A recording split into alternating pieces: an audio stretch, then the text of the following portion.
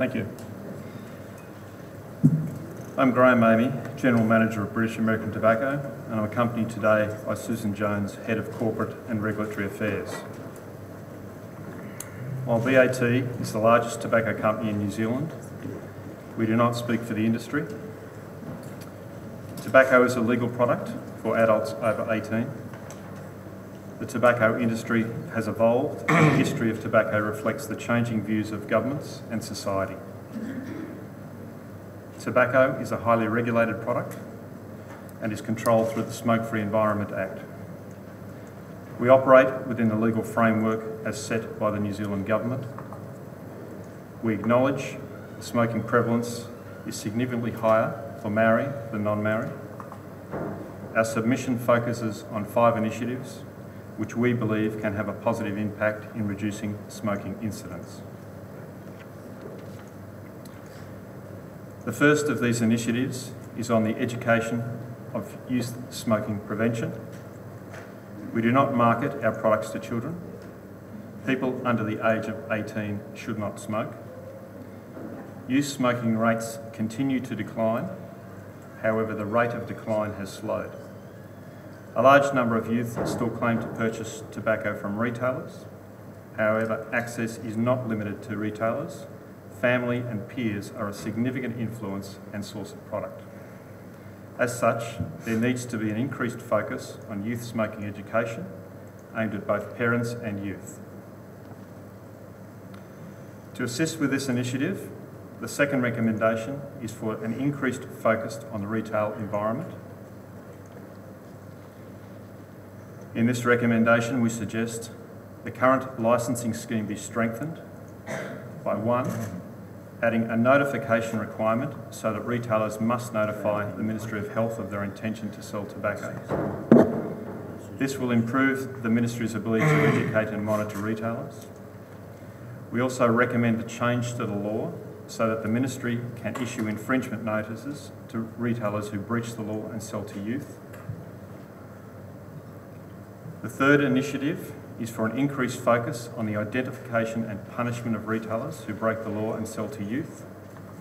This recommendation includes 1, increased retailer education and more Ministry of Health controlled purchase operations.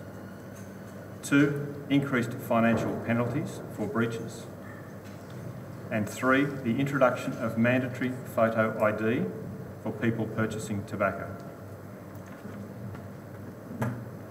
To further assist with youth smoking prevention, our 4th recommendation is for the introduction of a minimum price scheme for tobacco. Public health experts maintain youth are price sensitive, and the introduction of a minimum price may help reduce youth access. However, strong enforcement is essential, as a failure to get this initiative right will encourage the growth of an illicit trade, which is our final recommendation. There is evidence globally that the growth of illicit trade is significant and New Zealand is not immune. Markets such as Ireland have an illicit trade as high as 30%. Australia now has an illicit trade of 12%. Under current legislation, it is legal to grow up to 15 kilograms of tobacco for private use. This equates to approximately 25,000 cigarettes per individual per year. This is equivalent of 60 cigarettes per day. There is significant evidence that the growing is not limited to personal use. A black market for illicit trade clearly exists. New Zealand Customs are aware of the existence of this market. We have commissioned a report by Ernst & Young which validates this and the potential growth of the illicit trade. The illicit tobacco market has no controls and provides a product that has no health warning, no age verification, no product control, no excise is paid to government, therefore making the product cheap, and is a revenue source for illegal activity. At this point, I'd like to table this report for the committee's consideration, and we have copies for the committee.